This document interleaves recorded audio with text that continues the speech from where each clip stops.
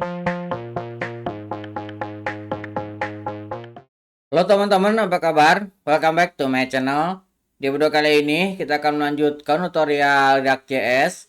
Kali ini kita akan belajar terkait dengan use debug value. Apa aja agenda yang akan kita pelajari? Pertama, kita akan belajar terkait dengan pengertiannya, kemudian fungsinya, dan juga contoh programnya. Rujukan yang bisa teman-teman gunakan, teman-teman bisa merujuk ke dokumentasi resminya ya. Teman-teman kunjungi react.dev, di sini ada reference dan use debug value. Nanti teman-teman bisa ambil linknya di kolom deskripsi di bawah. Nah, buat teman-teman yang merasa kesulitan dengan bahasa Inggrisnya, di sini tersedia format untuk bahasa Indonesia. Teman-teman bisa tambahkan di bagian ini ya, ada sebelum React Dev, tambahkan ID, kemudian dot. Nah, jadi seperti ini. Ketika teman-teman tekan enter, maka di sini sudah berubah menjadi bahasa Indonesia. Nah, buat teman-teman yang kurang begitu familiar bisa menggunakan cara seperti ini. Nah, teman-teman bisa lihat di sini use debug value, kemudian apa itu use debug value, kemudian di sini juga ada contoh-contohnya ya. Nah, di sini teman-teman bisa lihat use debug value merupakan React hook yang memungkinkan untuk menambahkan label ke dalam hook. Nah, di sini yang bisa kita gunakan adalah React DevTool. Nah, React DevTool ini hampir tersedia pada browser-browser populer ya. Kita bisa lihat, teman-teman bisa klik link yang ini ya. Di sini tersedia ada untuk Chrome, Firefox, dan Edge. Nah, teman-teman yang menggunakan browser di antara tiga ini bisa menggunakan salah satu link installernya ya. Nah, saya menggunakan Chrome. Nah, saya akan buka yang ini. Nah, ini buat teman-teman yang belum install, silakan install terlebih dahulu. Saya sudah menginstalnya, jadi tidak akan mengulang menginstal kembali ya. Tinggal diinstal aja. Oke, kita kembali ke rangkuman materinya dulu. Oke, kita ke pengertian. Jadi, use debug value adalah React hook yang memungkinkan Anda untuk menambahkan label ke dalam custom hook pada React DevTool. Nah, React DevTool ini yang tadi yang bisa digunakan di Google Chrome, Firefox maupun Edge ya. Nah, di sana bisa menggunakan use debug value. Anda dapat memberikan informasi tambahan tentang state atau behavior dari custom hook. Ini harus teman-teman garis bawahi custom hook ya. Karena kalau misalkan bagian yang untuk menampilkan ini tidak akan bisa keluar nanti untuk hook debugnya ya. Sehingga memudahkan proses debugging dan pemahaman tentang fungsionalitasnya. Fungsi. Nah, fungsi dari debug value tadi dapat membantu dalam debugging dalam memberikan informasi tambahan tentang state atau behavior dari custom hook. Nah, kapan kita menggunakannya? Tidak perlu menambahkan nilai debug ke setiap custom hook. Jadi tidak perlu semuanya. Kalau misalkan sudah jelas dan tidak perlu pengecekan lebih detail, kita tidak perlu menambahkan debug value. Jadi use debug value lebih berguna untuk custom hook yang merupakan bagian dari shared library dan memiliki struktur data internal yang kompleks dan sulit diinspeksi. Jadi untuk mengidentifikasinya lebih sulit.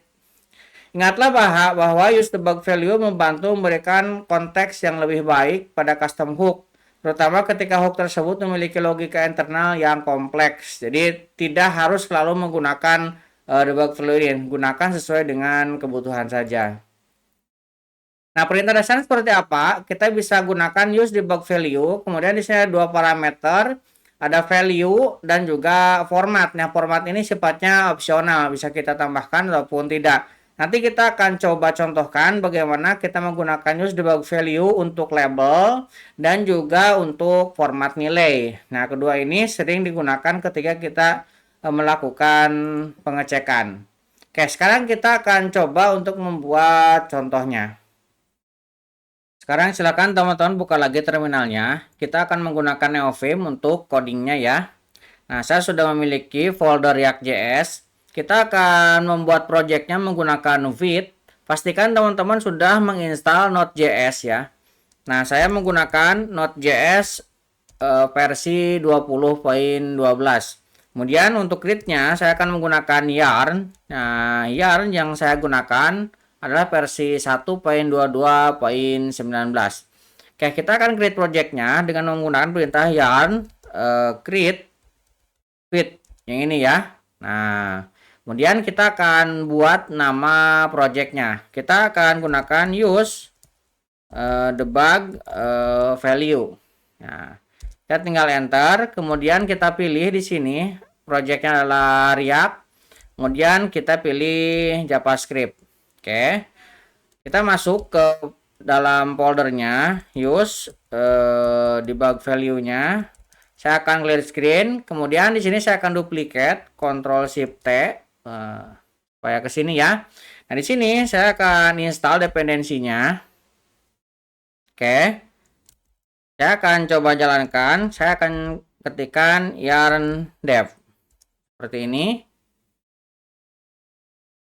Oke, saya akan tekan Ctrl dan klik. Nah, ini sudah terbuka ya. Nah, ini sudah masuk ke sini.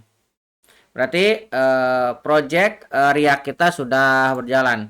Kita akan buka foldernya menggunakan NeoVim seperti ini. Oke, kita akan buka. Nah, untuk tahap awal kita akan konfigurasi dulu. Kita akan tambahkan JS config-nya. Saya akan tekan A. Kemudian saya akan tambahkan jsconfig.json. Ini tujuannya supaya kode kita, kode project React kita mendapatkan autocomplete dan auto import yang lebih lengkap ya. Kita simpan. Nah, ini. Kemudian kita akan buka bagian-bagian yang akan kita jadikan contoh. Nah, tadi kita sudah mempelajari mengenai dasar-dasarnya. Nah, kita akan coba buatkan sebuah custom hook ya. Nah, di sini mungkin kita coba bersih-bersih dulu kali ya. Ini app-nya kita akan hilangkan. Ini saya akan hapus. Oke, yang JSON ini kita bisa close. Kemudian yang index.css-nya juga ini bisa kita hapus ya. Ini kita hapus. Kemudian di sini kita memiliki app .jsx. Nah, ini juga sama. Ini akan saya hapus. Oke, kemudian kita akan ganti dengan hello world. Kita bersih-bersih dulu.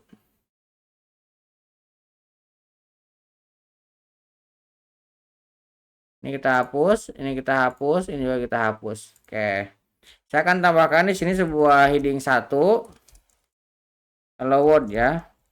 Nah, seperti ini. Kita save. Nah, kita bisa lihat. Nah, di sini sudah muncul hello world-nya ya. Oke, berarti untuk tahap awal, nah kita sudah berhasil bersih-bersihnya. Nah, saya akan coba buat sebuah file JSON ya. Nanti file JSON ini kita akan load. Saya akan tekan A, kemudian saya akan buat filenya db.json. Nah, ini misalkan kita memiliki sebuah data berupa JSON ya. Oke, di sini saya akan buat namanya adalah data.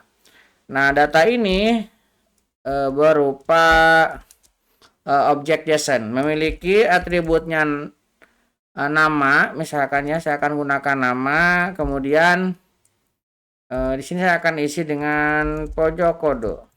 Oke, pisahkan dengan tanda koma, kemudian saya akan tambahkan di sini email. Nah, kita akan isi dengan misalkan pojok kode @gmail.com seperti ini ya. Kemudian saya akan tambahkan di sini telepon. Nah, misalkan saya akan kasih 12345. Nah, kita memiliki data seperti ini misalkan ya. Kemudian kita akan membuat sebuah custom hook karena kan tadi syaratnya sebuah debug value hanya bisa dijalankan pada custom hook. Kita akan buat file custom hooknya. Saya akan menekan A, kemudian Saya akan buat namanya use patch misalkan ya. Ini saya akan gunakan file JSX. Teman-teman mau file ekstensinya JS juga boleh ya. Nah, di sini saya akan coba melakukan generate basic dari React. RAFCE, saya akan ngambil snippetnya. Nah, seperti ini. Dan saya tekan escape dan saya akan hapus yang importnya ini ya. Oke, nah ini saya tidak akan mereturnkan sebuah JSX. Nah, kita akan ganti returnnya dengan data yang dari DB ini. Nah, berarti kita harus melakukan proses ya, load dulu. Saya akan tambahkan di luar sini. Nah, saya akan import. Nah, misalkan saya kasih nama DB. Kita ambil dari db.json. Nah, seperti ini misalkan ya. Kemudian di sini kita coba untuk menampilkan, berarti kita gunakan use effect ya. Saya akan coba gunakan use effect di sini. Nah, kita gunakan use effect.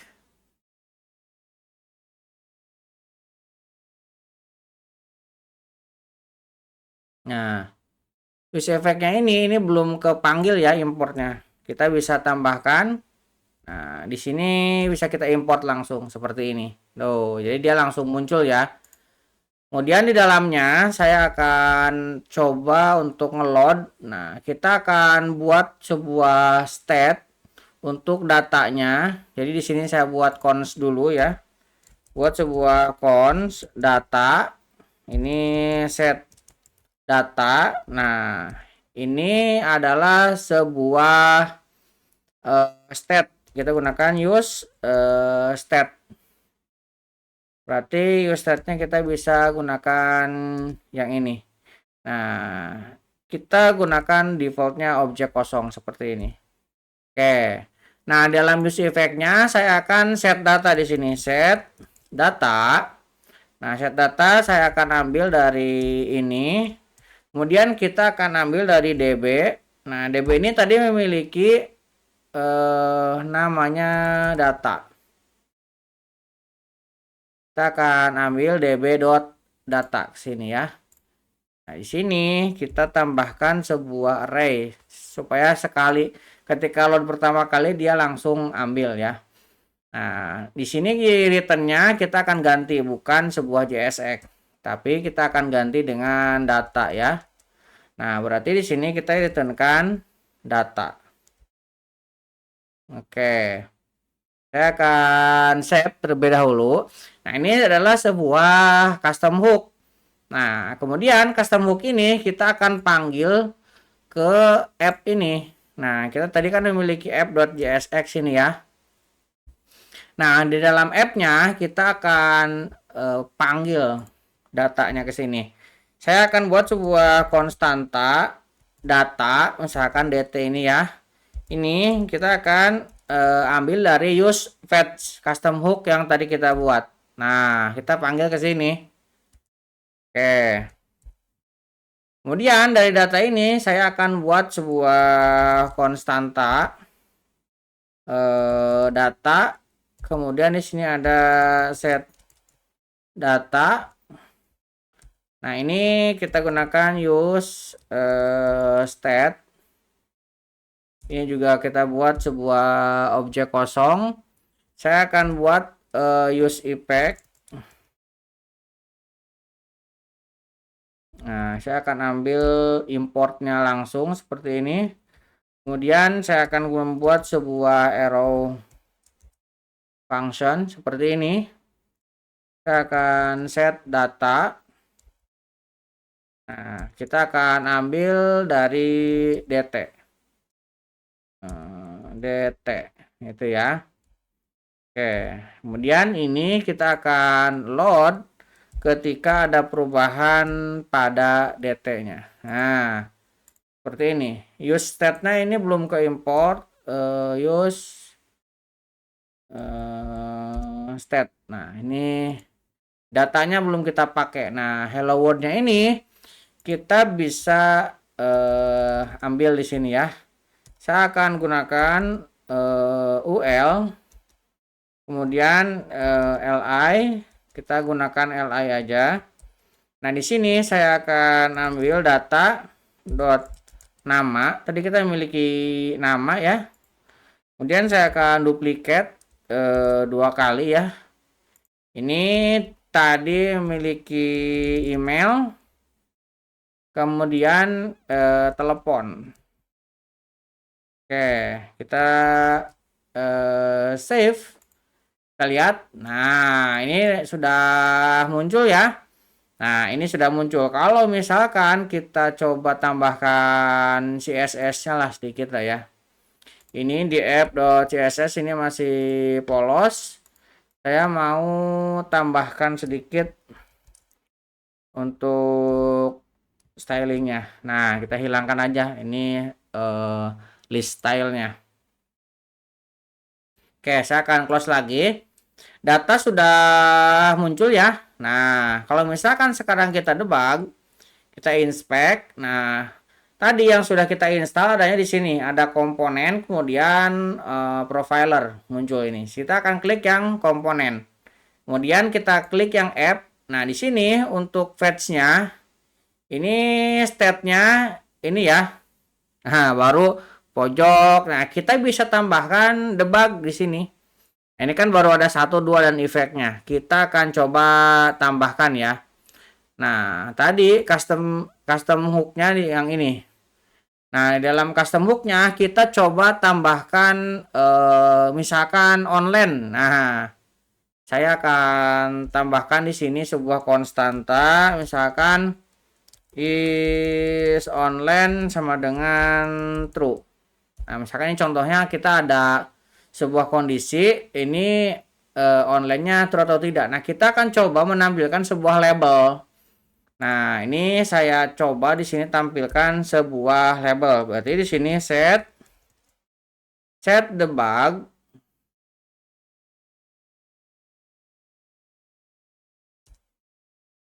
use ya, bukan set use debug value yang ini. Kita gunakan use debug value. Di sini saya akan cek is online.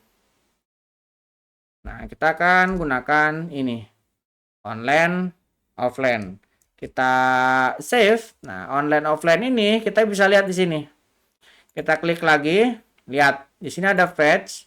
Kemudian di sini ada keterangan online nih. Nah, ini dimunculkan sebuah label dari debug yang kita tambahkan di sini, debug value-nya ya. Kalau misalkan di sini kita buat false. Nah, kita buat false. Nah, di sini berubah jadi offline ya. Nah, jadi dia muncul sesuai dengan kondisi. Oke. Ini contohnya. Nah, kita juga bisa membuat sebuah format ya. Nah, format ini misalkan untuk tanggal ya. Saya akan coba lagi membuat variabel di sini. Saya akan buat sebuah const date. Nah, misalkan saya akan ambil new date ya. Saya akan ambil yang ini new date. Kemudian new date ini kita akan tambahkan debugnya. Misalkan use debug value. Nah, kita akan ngambil date. Nah, kemudian date ini kita akan format. Formatnya kita bisa gunakan date. Kemudian date ini kita akan ubah date yang kita jadikan ke string to date string. Misalkan seperti ini. Kita save. Kita bisa lihat kembali app-nya di sini. Nah, lihat di sini. Haha. Debug value di sini ada offline. Ini ya. Nah, kita muncul ini debug value yang pertama. Ini kan ada ini debug value. Kemudian ini date format yang barusan kita buat. Ini muncul dari format yang kita buat di sini. Oke, kemudian kita juga bisa menampilkan data. Nah, biasanya kan kalau debug manual kita menggunakan console log ya atau console table. Ini kalau misalkan manual console dot table misalkan ya data. Nah, misalkan seperti ini. Kita save. Nah, bisa saja di sini kalau lihat konsolnya ini ada ya datanya nih. Nah, ini muncul, tapi ini bisa kita munculkan dengan menggunakan use debug value. Kita bisa tambahkan di sini use debug value. Data mau tampilkan yang mana, mau dijadiin JSON seperti ini bisa, ataupun langsung juga bisa ya. Kita coba jadikan sebuah string. Ini kita bisa kembali ke komponen dan kita klik yang ini. Nah, di sini sudah ada ini ya. Ini untuk yang tadi kita buat nih. Ada offline, kemudian yang tanggal, dan juga ini yang objeknya. Ada name dan seterusnya. Ini state-nya ya. Kalau kita lihat 0, 1, 2. Ini yang objek yang sudah kita convert ke dalam string. Ini sudah muncul. Nah, jadi gitu bisa menggunakan use debug value di sini. Nah, kalau misalkan kita menggunakan use debug value di bagian yang untuk menampilkan di sini, maka itu tidak akan muncul. Misalkan kita gunakan di sini ya, use debug value. Kemudian di sini kita coba munculkan datanya ya. Misalkan kita buat data aja langsung seperti ini ya. Data, atau teman-teman mau string juga boleh ya. Ini kalau misalkan teman-teman lihat app-nya, nah di sini tidak ada tambahan ya, karena kita munculkan di bagian untuk JSX-nya, untuk value-nya.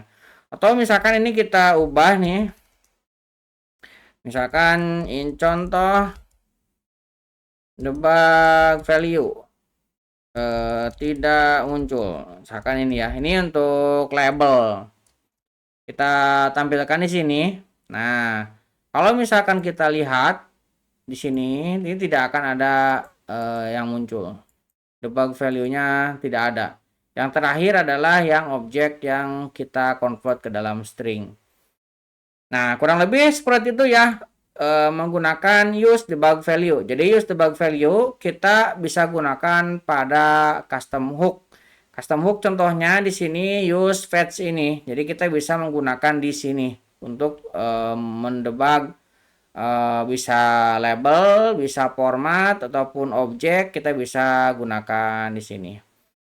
Mudah-mudahan bisa membantu teman-teman. Buat teman-teman yang belum subscribe, jangan lupa subscribe dan nyalakan tombol loncengnya.